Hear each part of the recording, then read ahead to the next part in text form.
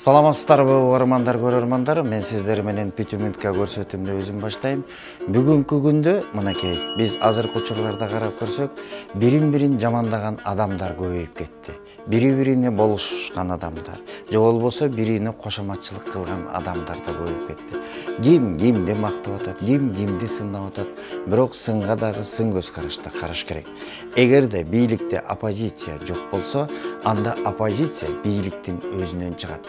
Мынакей өзүңүздөр жакшы билесиздер, Султан Сулайманда эч кандай оппозиция болгон эмес. Алар бир гана хан Сулайманга баш ийген. А бирок алардын ичинен оппозициялык маанай балдарынын ичинен чыгып, балдары бирин-бирин кырган.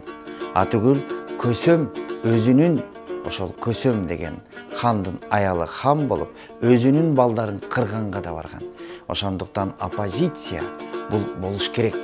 Эгер оппозиция болбосо, өзүнүн өзөгүнөн, өзүнүн тамырынан, өзүнүн ичинен чыгат оппозиция. Баары бир оппозиция пайда болот. Ошондуктан сын көз карашка дагы, сынды да кабыл алганды билишибиз керек. Анан дагы бир нерсе, ошол энесиндей болгон, же болбосо атасындай болгон немелерди жаш балдар чыгып алып, жаш кыздар чыгып алып жамандап атасыңар. Улууга урмат деген сөз бар. Атам өлсө дагы атамды көргөн өлбөсүн деген сөз бар.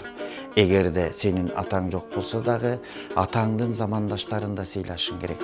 Себеп дегенде атаң ошолор менен чогуу жүргөн, ошолор менен чогуу болгон, ошол сенин атаңдын замандаштары. Мен муну айтып аткан себеби мына бүгүнкү күндө ушул мамлекеттик идеологиянын болбой жатканы, рухий дүйнөнүн козголбой жатканы. Мага көбүнчө суроо беришет, ушул байлык акча барктыбы, же болбосо рухий дүйнө, жан дүйнө барктыбы? Мен айтам, акчадан 1000 эсе өйдө турат бул адамдын жан дүйнөсү. Ошондой эле руханий байлык бул адамдан, бул акчадан 1000 эсе өйдө турат. Руханий байлыктын башында Кудай Таала өзү турат. Мына биздин рухубузда, духубузда Кудай деген жашап келет. Биз Кудайды карап иш кылышыбыз керек. Мына биздин руханий байлыгыбыз бул Кудай Таалада турат. И ошондой эле биздин руханий байлыкка дем берген, күч берген бул бата, ак бата болуп эсептелет.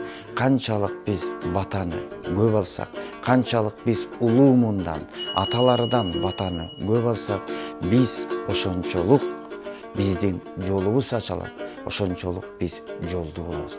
Биз аны деле унутуп койдук. Себеп дегенде улуу адамдар жолду баштаган, а жолду ким баштаса, биз ошол адамдарды укканды билишибиз керек.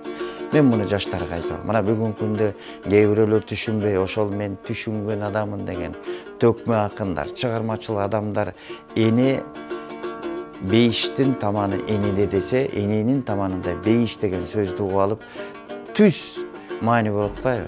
Анын мааниси такыр башка. Эне каякта жүрбөсүн, эне каякта баспасын.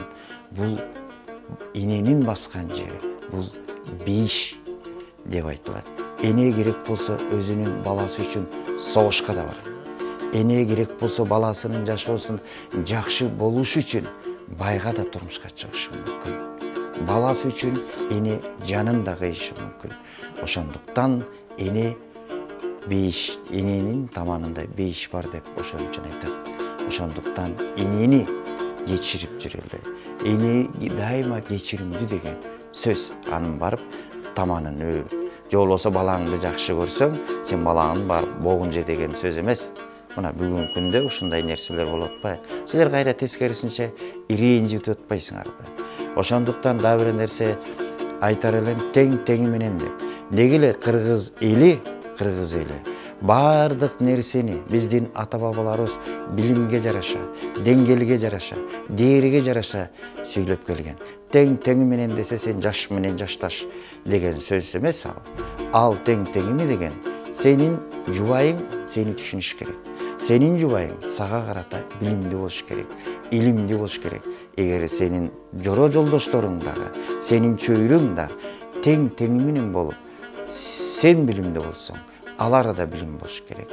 Сенин чөйрөң илимдүү болсо, сен дагы билимдүү болосуң деп айтылат. Менин кыскача сөзүм ушул. саламатта калыңыздар.